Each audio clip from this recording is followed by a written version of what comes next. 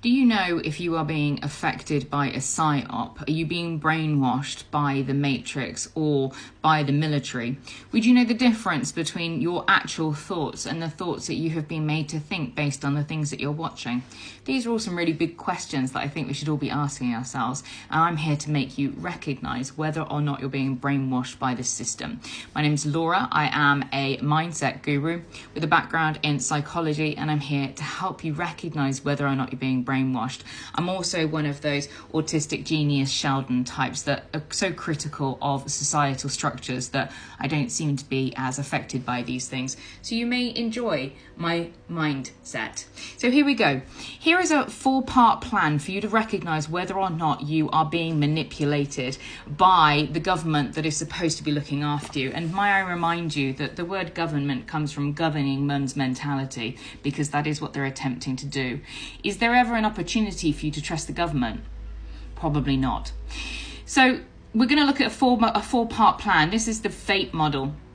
Now, number 1 is focus. Where is your focus being pushed to? You may find that a story has got lots of airtime, repetition, that there's a feeling of fear underneath it. The second one of the fate model is A, authority. Are you being pushed to trust a figure? Is somebody being pushed in front of you, like myself, who is telling you that they're an authority? What are their vested interests? Why are they telling you this? Particularly if they're not an actual authority on the thing that they're speaking on. You're grateful because I actually have a background in psychology, so that's okay. But if Keir Starmer is coming forward to talk to you about farming or about fires or about something that he actually has no background in, there's a question here as to whether or not he has the authority to be speaking on what he's speaking about.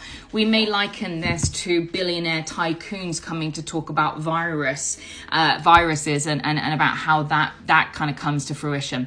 We shouldn't really be listening to people who are not experts on what it is that they're discussing, because they're not experts on what it is that they're discussing. T of the fate model is tribe. Are you being pushed to become polarized? Is it creating an egoic attachment to tribalism? Are you going into us and then thinking?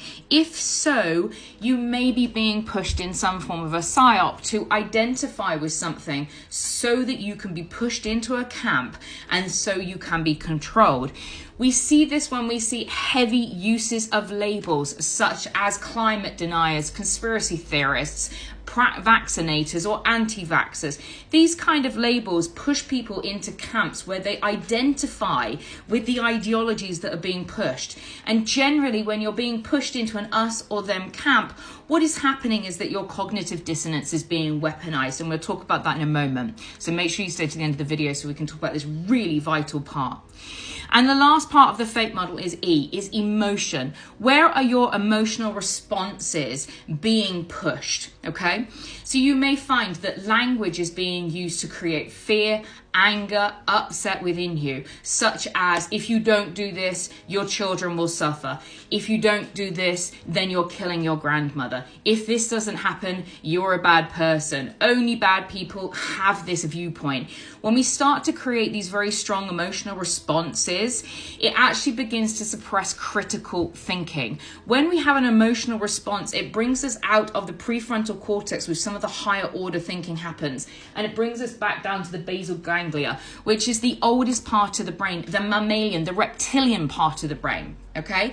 Where you're actually thinking in a lower order. Did you know that when you get angry, that you lose 7 points of IQ? Which is pretty fucking significant, because a lot of people only have an IQ of around like 80 to 90. So that's quite significant. That's like a 10th. That's like 10% of your IQ you've lost because you got angry. So when you are being pushed towards an emotional response, really analyze the evidence and think about what emotion is being triggered. How is this helpful? If it isn't helpful and all it's doing is pushing you towards an emotional response so you behave in a certain way, you are probably part of a brainwashing campaign, a psyop, or what they call engineered reality. So let's talk about cognitive dissonance. What is cognitive dissonance? Cognitive dissonance is where you align with an ideology and you are unable to change your mindset because you have already attached to the idea. So for instance, good people vaccinate their children, and then you have some evidence that comes up that maybe vaccination causes something horrific, okay? And then at this point, you can't change the way you think about this thing because you have already assigned to the ideology that good people vaccinate their children. Now, I'm not making any claims here. I'm just using examples just to be very fucking clear. So don't come for me in the comments about vaccinations or anything.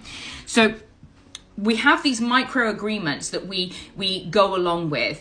And because of this, the PSYOP will push towards the idea that people who are moralistic, enlightened, who are ethical, will do X, Y, Z, will follow the rules, will go and get vaccinated, that they will vote for this politician, that they will choose this ideology, that they would go along with this ideology, whatever.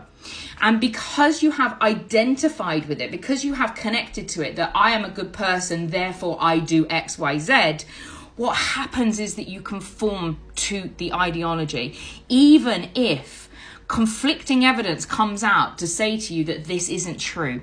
And this is how cognitive dissonance happens. And what happens is that within a PSYOP, your cognitive dissonance is often weaponized. And so in the beginning of a PSYOP, you will be asked to join in on an ideology. This could be that you are assigning yourself to a name, so a non-conspiracy theorist or a climate change person or a round earther or a flat earther.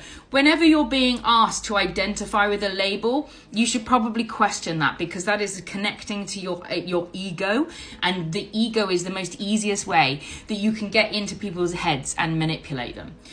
So ask yourself, are you being asked to align with a group? If you are being asked to align with a group, then you are probably being asked to conform through fear of loss, through rejection, or the idea of scarcity, which is something, again, that pushes you right back down into the most primal urges.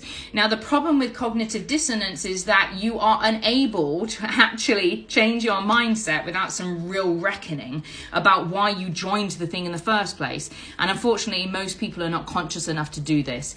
So I'm teaching you today some really important skills to protect yourself. And if you start to hear emotive language such as you must do this to protect your children, anything that kind of creates a fear or an anger or an upset in you, you really need to question where this emotion is coming from and why this rhetoric, why this story is being pushed. Now, if you're interested in watching a longer video on this, I have a video on YouTube about it. You can follow that. It's my newest video on YouTube. You can check that out via the link in my bio. My name is Laura Malmstrom. I'm here to change the world one person at a time, and I'm hopefully starting with you. I love you. I'll speak to you soon. Any questions or comments, pop them in the comments box. Make sure you're following, because the next one might just change your world. Bye.